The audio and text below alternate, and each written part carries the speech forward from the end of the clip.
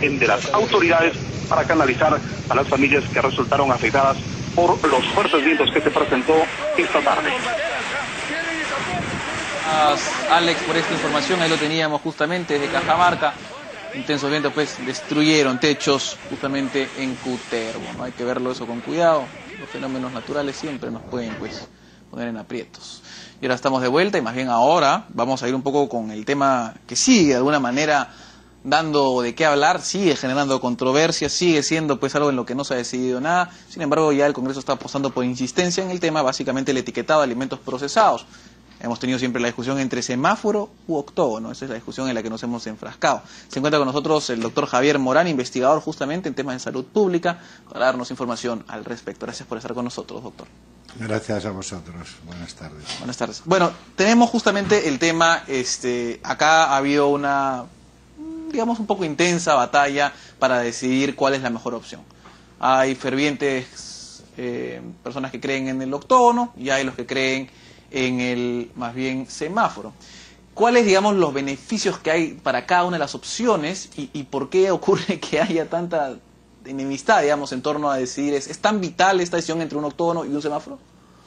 Bueno, yo creo que la controversia que hay en el país es una controversia más política que técnica.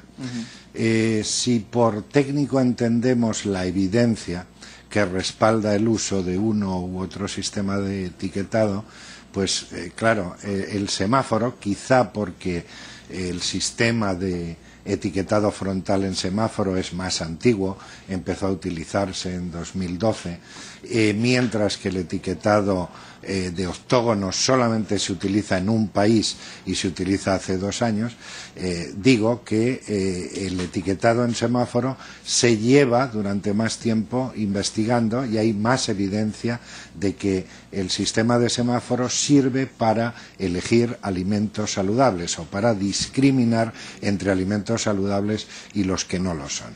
Y eso lo respalda la evidencia de hasta el momento 77 artículos publicados en la literatura científica. Ahora, pero sin embargo, y aún así tenemos pues el apoyo en favor del octógono de parte de la OMS, ¿cierto? Que no es cualquier organización, o sea, por algo la OMS apoya el octógono sobre el semáforo. Bueno, de la OMS, digamos que de la OPS. De la OPS o OMS, sí, Organización Panamericana de Salud. Bueno, la OPS es la oficina regional de la Organización Mundial de la Salud en las Américas, pero tiene que tener en cuenta que hay 5 oficinas regionales. 4 oficinas regionales piensan otras cosas diferentes a lo que piensa la OPS. Las otras 4 oficinas regionales, que piensan lo mismo, categorizan los alimentos y hacen categorías y subcategorías y tienen unos límites marcados por cada categoría y cada subcategoría. Ahora, pero habría que entender, disculpa que lo interrumpa, que es distinto, digamos, el consumidor o la comida procesada acá y en España o en Alemania o en cualquier caso en África. Esto se basa en informes de expertos. Entonces, en el caso de la OPS, ha elegido unos expertos que han estimado que para la región ese sistema que han propuesto es mejor. Y en las otras 4, es decir, en 4/5 partes de la humanidad, pues se piensa de otra manera. O sea, en el 80%, digámoslo así. Claro, entonces, siempre que hablamos de esto, pues tenemos que hablar de evidencias y tenemos que hablar de cifras. Cuando se habla, por ejemplo, de los octógonos solo se usan en Chile. 1.500 millones de habitantes en este mundo tienen etiquetado, compran alimentos con un etiquetado de semáforo. ¿Dónde y en qué lugares se utiliza esto? Porque, digamos, es fácil entender o asumir, digamos, que claro, bueno, tal vez en España, en Alemania, ¿no? El consumidor le es más sencillo entenderlo por un semáforo, ¿cierto? Parte del argumento, además, en contra de los semáforos es que genera combinaciones y que si hay muchas combinaciones es difícil de entender y el octógono es más fácil de entender, ¿no? ¿Hay asidero en esta respuesta? O sea, ¿tiene sentido que el semáforo sea para aquellos países en los que, digamos, hay mayor educación en torno a la comida? Educación. ¿Ecuador es más educado que Perú? Usted sabría decirlo mejor que yo. Porque Ecuador tiene etiquetado en semáforo. Bolivia tiene mayor nivel de educación que Perú porque también está aprobado un etiquetado en semáforo, en colores. O sea, pero en la región entonces tenemos dos que tienen colores, semáforo específicamente, y uno que tiene octógono, ¿cierto? Sí.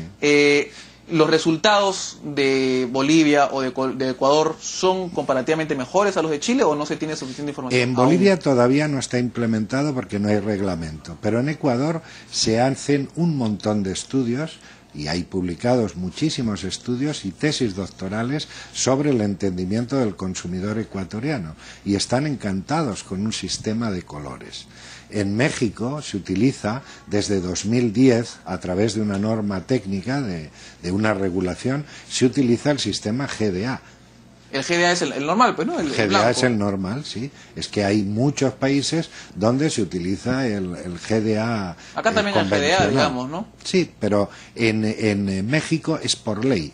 Desde 2010 es obligatorio que se ponga en todos los envases de alimentos, en el frontal, se ponga el etiquetado GDA. Ahora, y entrando y tomando en cuenta, digamos, que en México se usa el GDA en la parte frontal, ¿hay un cambio drástico? O sea, en general la población, las personas leen mucho más si estamos en semáforo, si estamos en octógono o si estamos en GDA en cualquier caso. Ahora, para contestar eso tenemos que irnos necesariamente a los estudios que hay publicados. Los estudios que hay publicados dicen básicamente dos cosas. La primera, y esto también aparece en un resumen de la UNICEF, que está accesible en Internet, lo que dice es que el etiquetado en semáforo sirve al consumidor para hacer elecciones más saludables y que el etiquetado de aviso, de octógono por ejemplo, sirve a la industria para reformular. ¿Qué es lo que se ha hecho en el Perú? Porque esto quiero destacarlo y quiero dejarlo claro. En Perú no es un sistema puro de semáforo. Fíjense que el sistema de Perú es un octógono. Esta nueva propuesta es un octógono, tiene 8 lados, no es un semáforo. Entonces, ¿qué se ha tratado de hacer con ese octógono semaforizado o con ese octógono con colores? Se ha pretendido integrar los dos, de tal manera que sirva a la industria para reformular y sirva al consumidor para elegir alimentos más saludables. Ahora, y pasando un poco de la cuestión publicitaria, ¿cierto? Porque una cosa es cómo se ve el semáforo. Lo que subyace básicamente es, claro, a lo mejor se toma pues una bebida gaseosa, ¿cierto? O se toma pues alcohol, pero de forma controlada, de manera tal que pues come bien durante la semana, el fin de semana un poco no, un mes sí, un mes no, digámoslo así. Eso, ¿de qué manera ayudaría? O sea, ¿eso ayuda más que el etiquetado? ¿Qué es en lo que uno debería centrarse? Lo que se debe una persona centrar, y por eso en la nueva ley, o lo que se presume que va a ser la nueva ley si es que se aprueba, aparece una parte de ese indicador, de ese octosemáforo, aparece un apartado dedicado a calorías. Y esto es un tema muy importante que no aparece, por ejemplo, en el etiquetado de los octógonos. La gente tiene que saber también la energía que consume, porque no solo es importante para una alimentación saludable la grasa, el azúcar, la grasa saturada o la sal, también es importante la energía, porque si vamos a incrementar la energía que tomamos, pues también vamos a tener una mayor posibilidad de tener tendencia a sobrepeso y obesidad. Entonces, creo que este sistema nuevo que se propone de modificación es mucho más racional para dar una información al consumidor. Ahora, es más confuso también, ¿no? Porque puede ser que tenga rojo, verde, amarillo.